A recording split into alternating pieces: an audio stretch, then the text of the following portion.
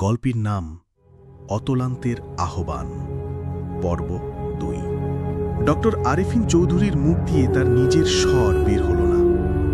যে স্বর বের হল তা যেন শত শত বছরের পুরনো ধুলোমাখা কোনো ভর থেকে বেরিয়ে আসা সম্মিলিত আর্তনাদ। এটি কোনো ভাষা ছিল না, ছিল একটিমাত্র শব্দ। কিন্তু সেই শব্দের অভিঘাতে নূরগড়ের বাতাস কেঁপে উঠল। তাঁবুর কাপড়ের ওপর জমে থাকা শিশির বিন্দুগুলো যেন ভয়ে মাটিতে ঝরে পড়ল। জঙ্গলের গাছগুলো এমনভাবে দুলে উঠল যেন এক অদৃশ্য ঝড় বয়ে যাচ্ছে। আরিফিন একজন দর্শক, নিজের শরীরের ভেতরে আটকে থাকা এক অসহায় দর্শক। তিনি অনুভব করতে পারছিলেন তার জিহ্বা, ষড়যন্ত্র, ফুসফুস সবকিছুই অন্য কারো দখলে। সেই সত্তা যাকে সে জাগিয়ে তুলেছে, সে তার শরীরটাকে একটা বাদ্যযন্ত্রের মতো ব্যবহার করছে। তার প্রথম সুর সে বাজিয়ে দিয়েছে।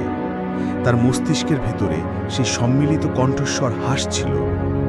এটা কোনো আনন্দের হাসি নয়, এটা হলো ক্ষুধার্ত এক শিকারীর হাসি, যে দীর্ঘ উপোসের পর তার প্রথম শিকার পেয়েছে।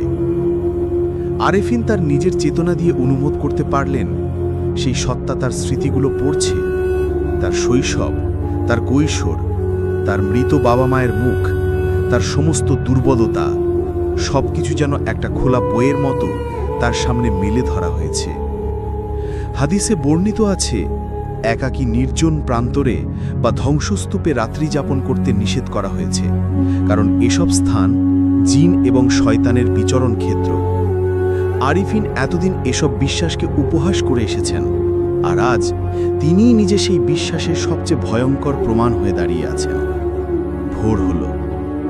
অদ্ভুতভাবে আরিফিন তার শরীরের নিয়ন্ত্রণ ফিরে পেলেন।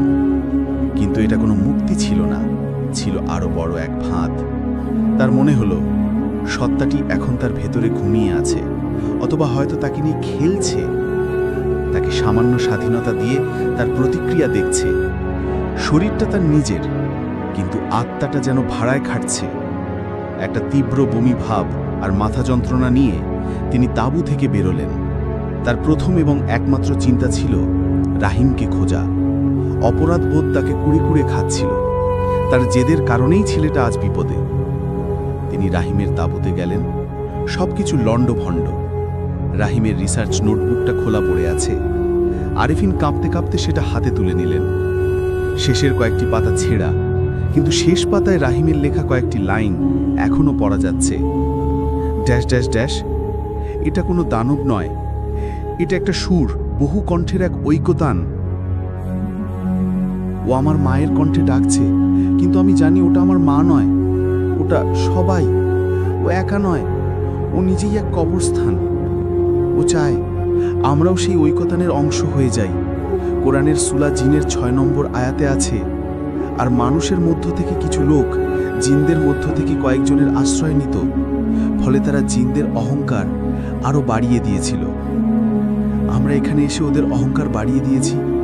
স্যারকে বোঝাতে পারলাম না, ওরা শুধু কণ্ঠ চায় না, ওরা চায় আশ্রয় আমাদের শরীরে। লেখাটা এখানেই শেষ।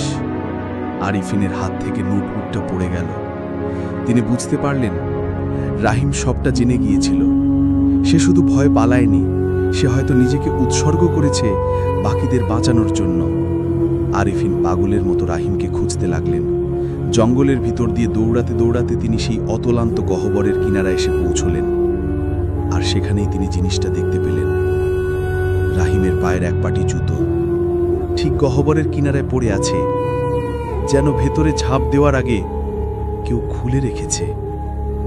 আরিফিনের আর বুঝতে বাকি রইল না রাহিম কোথায়। সে এখন সেই ঐকতানের অংশ। এদিকে ঢাকায় প্রফেসর ইমতিয়াজ হকের দুশ্চিন্তা চরমে পৌঁছেছে। গত 24 ঘন্টায় আরিফিনের সাথে কোনো যোগাযোগ করা সম্ভব হয়নি। তার স্যাটেলাইট ফোন বন্ধ বলছে।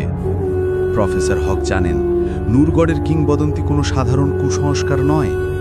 তিনি তার লাইব্রেরির সবচেয়ে পুরনো তাক থেকে একটি চামড়ায় বাঁধানো হাতে লেখা পুঁথি বের করলেন। পুঁথিটি তার পূর্বপুরুষদের হাত ধরে পাওয়া, যেখানে নূরগড়ের শিলমোহর এবং তার ভিতরের সত্তা সম্পর্কে লেখা আছে।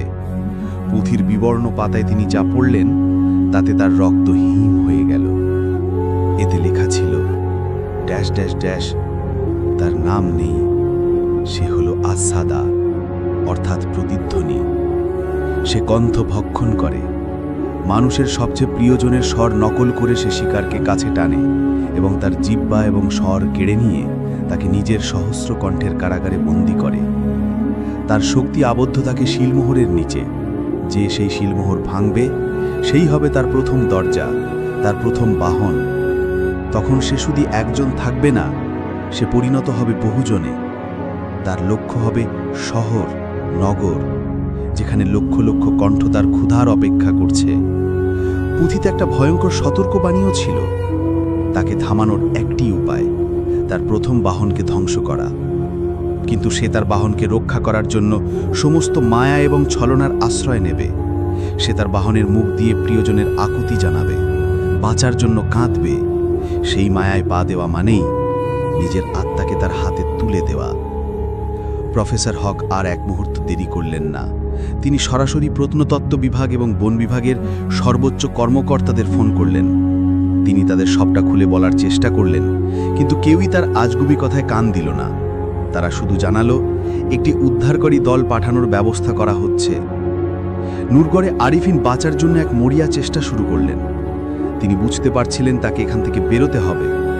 তিনি তার কম্পাস বের করলেন, কিন্তু কাঁটাটা পাগলের মতো বনবন করে ঘুরছে। তিনি সূর্যের অবস্থান থেকে পথ চেনার চেষ্টা করলেন, কিন্তু জঙ্গলের গাছগুলো এতই ঘন যে আকাশ প্রায় দেখাই যায় না। কয়েক ঘন্টা হাঁটার পর যখন তিনি দেখলেন তিনি বারবার সেই ভাঙা দুর্গ আর অতলান্ত গহ্বরের কাছে ফিরে আসছেন, তখন তিনি চূড়ান্ত সত্যটি উপলব্ধি করলেন। তিনি কোনো জঙ্গলে আটকে পড়েননি, তিনি আটকে পড়েছেন আসাদার গোলকধাঁধায়। এই জঙ্গল এখন আর প্রকৃতির নিয়মে চলে না, এটা চলে সেই সত্তার ইচ্ছায়। ক্লান্ত, বিধ্বস্ত আরিফিন একটা গাছের নিচে বসে পড়লেন। আর তখনই তিনি আবার সেই কণ্ঠগুলো শুনতে পেলেন। এবার আর বাইরের জঙ্গল থেকে নয়, সরাসরি তার নিজের ভিতর থেকে। রাহিমের কণ্ঠ ভয় কাঁদছে, স্যার আমাকে বাঁচান, এখানে খুব অন্ধকার। তার মৃত বাবার কণ্ঠ হতাশ হয়ে বলছে, তুই পারলি না আরিফিন, তুই তোর ছাত্রকে বাঁচাতে পারলি না, তুই একজন ব্যর্থ মানুষ। তার মায়ের কণ্ঠ আদুরে সুরে বলছে, ভয় পাস না বাবা, সব ঠিক হয়ে যাবে, শুধু চোখটা বন্ধ কর আর ঘুমা। আরিফিন দুই কানে আঙুল দিয়ে চিৎকার করার চেষ্টা করলেন, কিন্তু তার মুখ দিয়ে শুধু একটা অস্পষ্ট গোঙানির শব্দ বের হলো। তিনি জানেন এগুলো মায়া, ছলনা। আসাদা তাকে মানসিকভাবে ভেঙে ফেলার চেষ্টা করছে যাতে সে পুরোপুরি আত্মসমর্পণ করে। ঠিক সেই সময় যখন আরিফিন প্রায় হাল ছেড়ে দিয়েছেন, তার পকেটে থাকা স্যাটেলাইট ফোনটা বেজে উঠল। স্ক্রিনে ভেসে উঠল বন বিভাগের একটি নাম্বার। আরিফিনের মধ্যে নতুন করে আশা জেগে উঠল। তিনি কাঁপতে কাঁপতে ফোনটা অন করলেন। ওপার থেকে একজন রাশভারী কণ্ঠ ভেসে উঠল, ডক্টর আরিফিন চৌধুরী, আমি ফরেস্ট অফিসার আনিস বলছি। আমরা আপনার খোঁজে আসছি। আপনি ঠিক আছেন? আপনার ছাত্র রাহিম কোথায়?